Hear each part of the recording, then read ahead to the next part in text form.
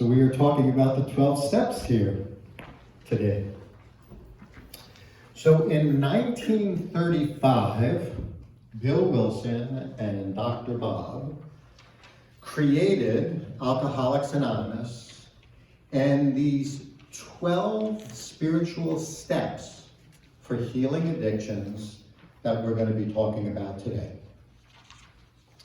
So what is an addiction?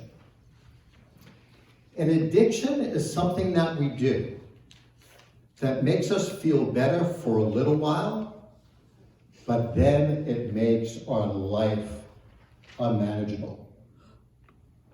It's a coping mechanism that is not in our highest good.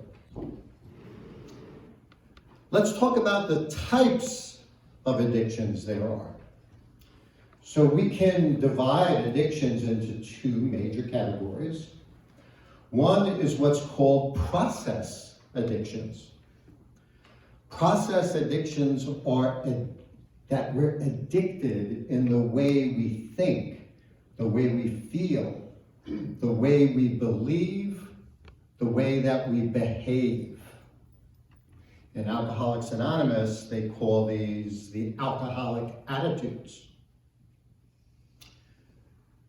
Another thing that these are commonly referred to is codependence.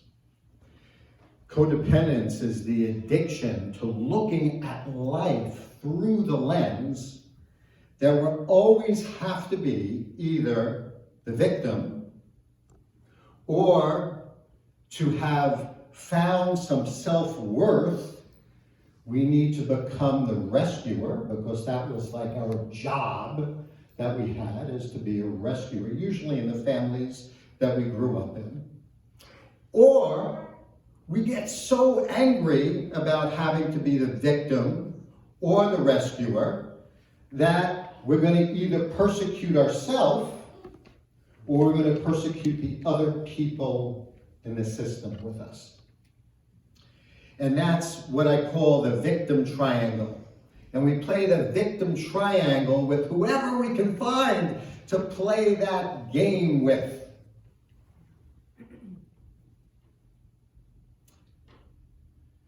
And in that process, we're always grinding the axe of anger and resentment and feeling miserable. And that's just the way it's supposed to be.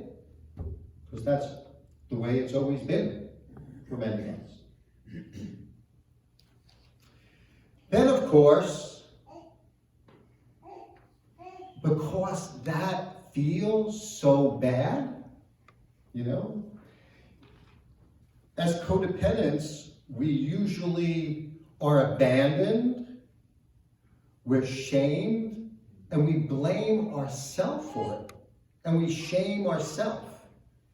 And that shame is so overwhelming and it's so painful that it's hard to endure that without some extraordinary measures.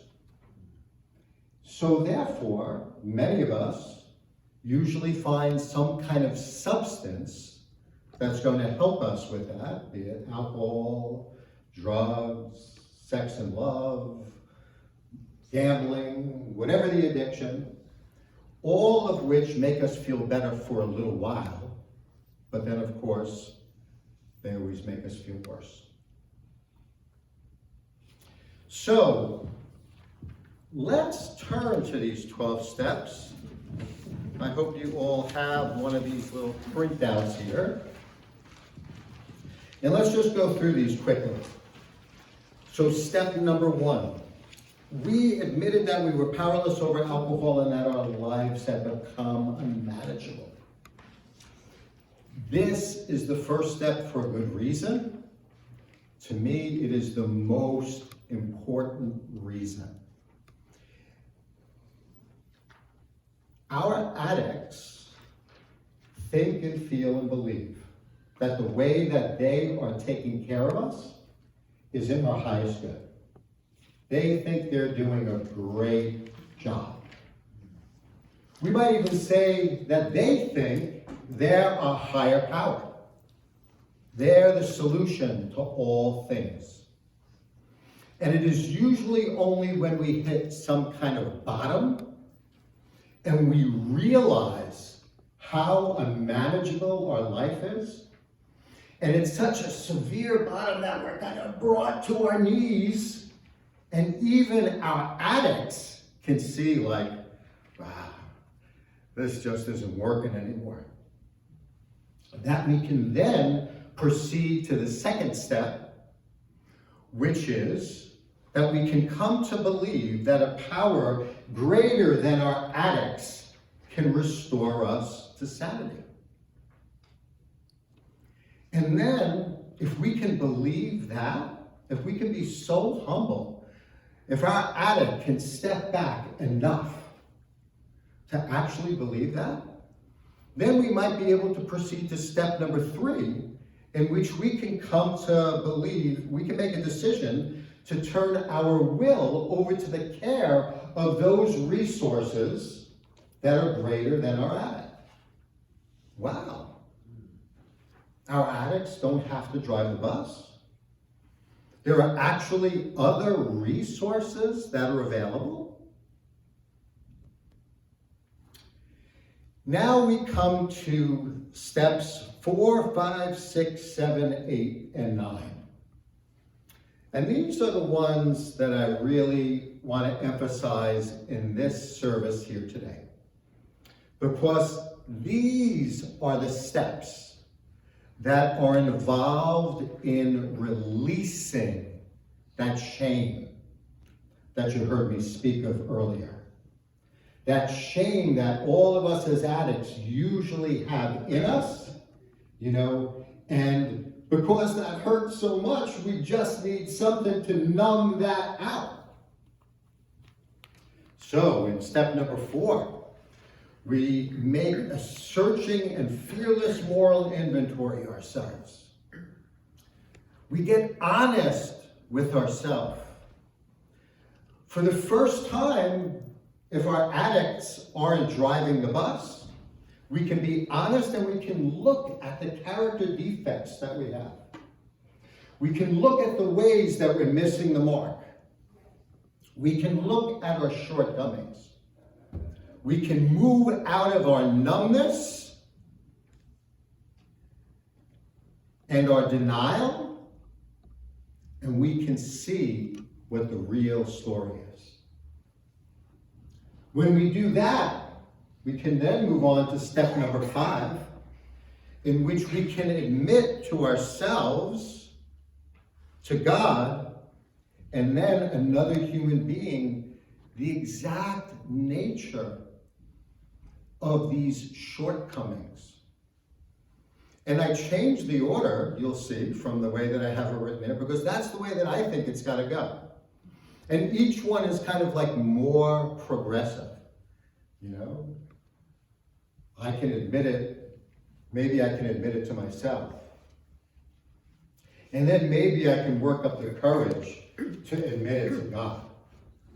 But then that last one, having to face somebody else and admit it to another human being, that not only requires a much higher degree of humbleness, but it means like we're making it public.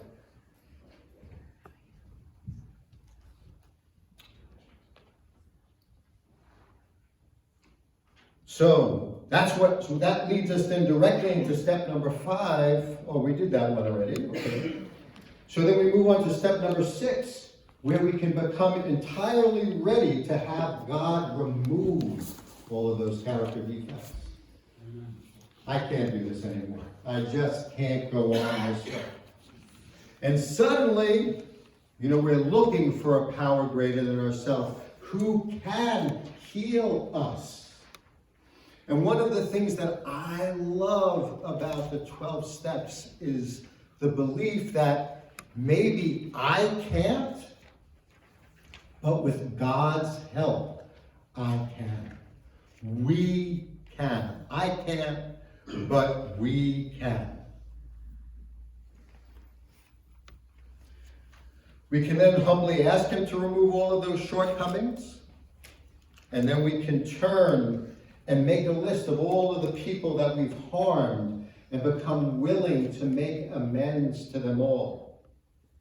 And go on to 9, and we'll make direct amends to such people whenever possible, except when to do so is going to injure them or others. So, here's the way that I like to language those steps, 4, 5, 6, 7, 8, and 9. What we're doing in those steps is we are getting to know our wounded parts. We are developing a relationship with them. We're stepping into their shoes, and we're understanding how and why they develop those character defects. We can appreciate them. We want to love them. We want to take care of them. We want to support them.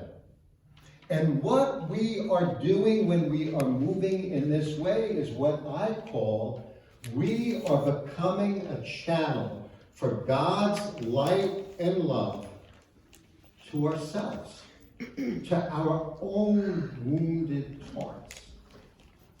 Through the Holy Spirit in us, through the divinity that's in us, we can tap into that source, and we can learn to do that for ourselves. And to me, that's what it's all about. That's where the most profound healing comes from. Then, in number 10, we continue to take a personal inventory, and when we are wrong, we promptly admit it. 11, we seek through prayer and meditation to improve our conscious contact with God as we understood Him, praying only for His knowledge and will for us and the power to carry that out. Your will, not mine, be done. And then in number 12, having had a spiritual awakening as a result of these steps, we try to carry this message to alcoholics, to other addicts, and to practice these principles in all of our affairs. Which is basically what I believe we do here as well at Gathering of Life. We're those kind of mirrors, we're those kinds of supports, we're that kind of help that's available. We're channels for God's light and love to each other. So, when we have all of that shame that we're walking around with, many of us end up believing like we aren't lovable. We aren't good enough. We're not even good enough to have God love us or to have God want to help us. No less other people. This I call the nourishment barrier. This way that we can't even take in the good stuff that's there because our codependency has gotten in the way. That addiction has just gotten in the way of being able to do that. My challenge for us today is how much of God's love are you willing to channel to your wounded hearts?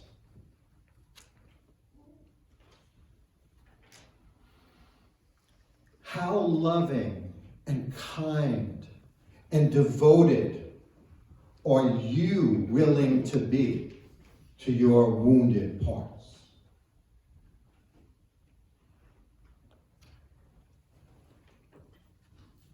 In my experience, those parts of me are always getting triggered.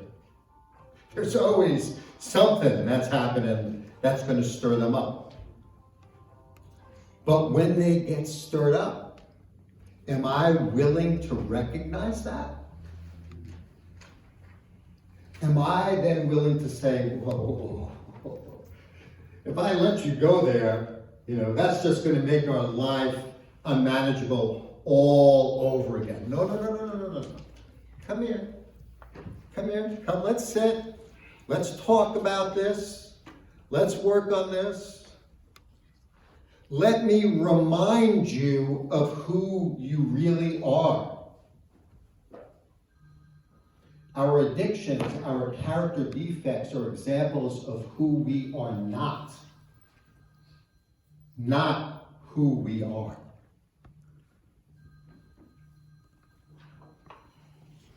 So, how much of God's love are you willing to be a channel for? How much loving kindness and devotion are you willing to show the most wounded parts of you? Those parts that you try to push away and pretend aren't there. How much light and love are you willing to shower them with?